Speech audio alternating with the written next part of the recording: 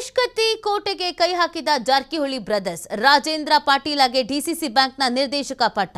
Belagavi DCC bank ಬೋರ್ಡ್ಗೆ Rajendra Patil ಆಯ್ಕೆ. ಸಹಕಾರ ಕ್ಷೇತ್ರದಲ್ಲಿ ಮುಂದುವರೆದ ಜಾರಕಿಹೊಳಿ ವರ್ಸಸ್ ಕತ್ತಿ ಜಾರಕಿಹೊಳಿ ಬ್ರದರ್ಸ್ ಮಧ್ಯ 3 ತಿಂಗಳಲ್ಲಿ 3 ಯುದ್ಧ. 2ರಲ್ಲಿ ಗೆದ್ದ ಕತ್ತಿಗೆ ಕೊನೆಗೂ ಶಾಕ್ ಕೊಟ್ಟ ಜಾರಕಿಹೊಳಿ ಬ್ರದರ್ಸ್. ಹುಕ್ಕೇರಿ ವಿದ್ಯುತ್ ಸಹಕಾರ ಸಂಘದ ವಿಚಾರದಲ್ಲೂ ಕೈ ಹಾಕಿದ್ದ ಬ್ರದರ್ಸ್.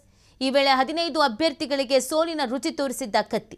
ಡಿಸಿಸಿ ಬ್ಯಾಂಕ್ ಚುನಾವಣೆಯಲ್ಲೂ ಕೂಡ ಹುಕ್ಕೇರಿಗೆ ಎಂಟ್ರಿ. ಜಾರಕಿಹೊಳಿ ಬಣದ ರಾಜೇಂದ್ರ ಪಾಟೀಲ ಮಣಿಸಿದ್ದ ರಮೇಶ್ ಕತ್ತಿ. ಈಗ ಕತ್ತಿ ವಿರುದ್ಧ ಸೋತ ರಾಜೇಂದ್ರ ಪಾಟೀಲಗೆ ನಿರ್ದೇಶಕ ಪಟ್ಟ. ಈ ಮುಖಾಂತರವಾಗಿ ಹುಕ್ಕೇರಿಯಲ್ಲಿ ಕತ್ತಿ ಪ್ರಭಾವ ಕುಗ್ಗಿಸಬೇಕು ಅನ್ನುವಂಥ ತಂತ್ರ.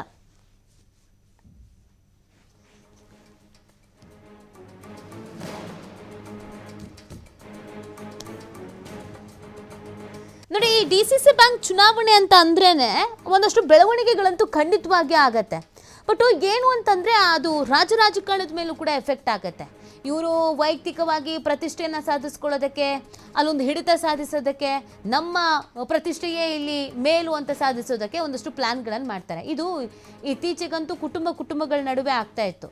ಹುಕ್ಕೇರಿಯಲ್ಲಿ ಈ ಕತ್ತಿ ಪ್ರಭಾವವನ್ನು ಹೆಂಗಾದ್ರೂ ಮಾಡಿ ಕುಗ್ಗಿಸ್ಲೇಬೇಕು ಅಂತ ಜಾರಕಿಹೊಳಿ ಬ್ರದರ್ಸ್ ಪ್ಲ್ಯಾನ್ ಮಾಡ್ಕೊಂಡಿದ್ದು. ಫೈನಲಿ ಅವರಂತೆ ಎಲ್ಲವೂ ಕೂಡ ಆಗ್ತಾ ಇದೆ. ಆದರೆ ಇದು ಎಷ್ಟು ದಿನಗಳವರೆಗೂ ಆಗತ್ತೆ ಅನ್ನೋದು ಪ್ರಶ್ನೆ.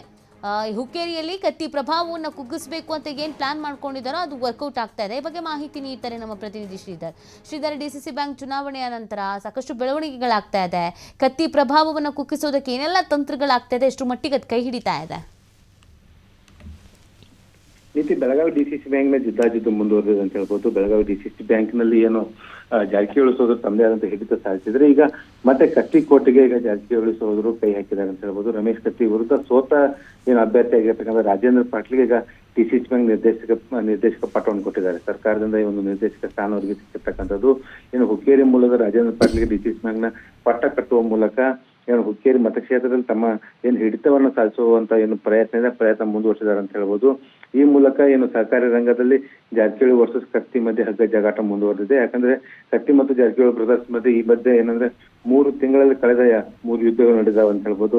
2ರಲ್ಲಿ ಏನು ಗೆದ್ದ ಕತ್ತಿಗೆ ಕೊನೆಗೂ ಶಾಕ್ ಕೊಡುವಂತ ಕೆಲಸವನ್ನಾಗಿ ಜಾರಕಿಹೊಳಿ ಸೋದರು ಮಾಡಿದ್ದಾರೆ. ಯಾಕಂದ್ರೆ ಸಹಕಾರಿ ವಿದ್ಯುತ್ ಸಂಘದ ಚುನಾವಣೆಯಲ್ಲಿ ಕೂಡ ಕೈ ಹಾಕಿದಂತ ಸಂದರ್ಭದಲ್ಲಿ ಜಾರಕಿಹೊಳಿ ಸೋದರ ಸಾಕಷ್ಟು ಹಿನ್ನಡೆಯಾಗಿತ್ತು. ಅಲ್ಲಿ ಏನು ಜಾರಕಿಹೊಳಿ ಬೆಂಬಲಿತ 15 ಅಭ್ಯರ್ಥಿಗಳಿಗೂ ಕೂಡ ಸಂಪೂರ್ಣ ತದನಂತರ ನಿರ್ದೇಶಕ ಸ್ಥಾನ ಏನು ಪ್ರಮುಖವಾಗಿ ರಮೇಶ್ ಕತ್ತಿ ನಿಲ್ಬೇಕಾಗಿತ್ತು. ಈಗ ಏನಂದ್ರೆ ಪ್ರಮುಖವಾಗಿ ಡಿಸಿಸಿ ಬ್ಯಾಂಕ್ ನಲ್ಲಿ ನಿರ್ದೇಶಕ ಪಟ್ಟ ಕೊಡುವ ಮೂಲಕ ಪರ್ಯಾಯವಾಗಿ ಒಂದು ನಾಯಕತ್ವ ಬೆಳೆಸುವಂತ ಪ್ರಯತ್ನ ಈಗ ಜಾರಕಿಹೊಳಿ ಸೋದರು ಮಾಡ್ತಾ ಇದಾರೆ. ಯಾಕಂದ್ರೆ ಅಪೆಕ್ಸ್ ಬ್ಯಾಂಕ್ ನ ಆಯ್ಕೆ ಆಗ್ಬೇಕಂತ ಹೇಳಿ ಲಕ್ಷ್ಮಣ್ ಸವದಿ ಸಾಕಷ್ಟು ಕಸರತ್ತು ನಡೆಸಿದ್ರು. ಅದಕ್ಕೆ ಏನಂದ್ರೆ ಎಳುನೀರು ಬಿಡುವಂತ ನಿಟ್ಟಿನಲ್ಲಿ ಸತೀಶ್ ಜಾರಕಿಹೊಳಿ ರಾಹುಲ್ ಜಾರಕಿಹೊಳಿನ ಅಪೆಕ್ಸ್ ಬ್ಯಾಂಕ್ ನ ನಿರ್ದೇಶಕರಾಗಿ ಆಯ್ಕೆ ಮಾಡುವ ಮೂಲಕ ಲಕ್ಷ್ಮಣ್ ಸವದಿಗೆ ಟಾಂಗ್ ಕೊಟ್ಟಿದ್ರು. ಈಗ ಏನಂದ್ರೆ ರಾಜೇಂದ್ರ ಪಾಟೀಲ್ನ ಅಧ್ಯಕ್ಷ ನಿರ್ದೇಶಕ ಸ್ಥಾನಕ್ಕೆ ಆಯ್ಕೆ ಮಾಡುವ ಮೂಲಕ ಹುಕ್ಕೇರಿ ಮತಕ್ಷೇತ್ರ ವ್ಯಾಪ್ತಿಯಲ್ಲಿ ಬರ್ತಕ್ಕಂಥ ಏನು ಸಹಕಾರಿ ರಂಗ ಏನಿದೆ, ಸಹಕಾರಿ ರಂಗದಲ್ಲಿ ಒಂದು ಪರ್ಯಾಯ ನಾಯಕತ್ವವನ್ನು ಬೆಳೆಸುವಂತ ಪ್ರಯತ್ನ ಈಗ ಏನು ಸತೀಶ್ ಜಾರಕಿಹೊಳಿ ಆಗಿರ್ಬೋದು, ಭಾಷಣ ಜಾರಕಿಹೊಳಿ ಆಗಿರ್ಬೋದು, ಇವರು ಸೈಲೆಂಟ್ ಆಗಿ ಮಾಡ್ತಾ ಇದಾರೆ ಅಂತ ಹೇಳ್ಬೋದು. ಅದರ ಭಾಗವಾಗಿಯೇ ಈ ಒಂದು ಕ್ರಮವನ್ನು ಈಗ ತೆಗೆದುಕೊಂಡಿರ್ತಕ್ಕಂಥದ್ದು ನೀತಿ. ಓಕೆ, ಥ್ಯಾಂಕ್ ಯು ಶ್ರೀಧರ್ ತಮ್ಮೆಲ್ಲ ಡೀಟೇಲ್ಸ್ಗಾಗಿ.